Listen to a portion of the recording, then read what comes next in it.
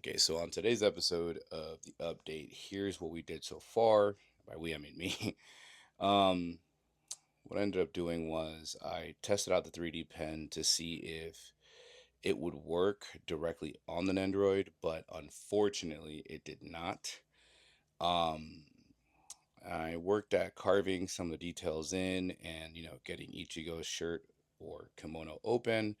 But what did work very well was melting the piece with, the 3D pen system. It has a soldering tip on it that gets up to 300 degrees. It's actually really cool.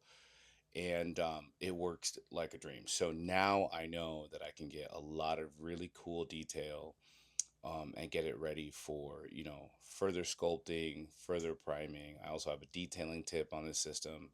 So that's going to be very helpful as well.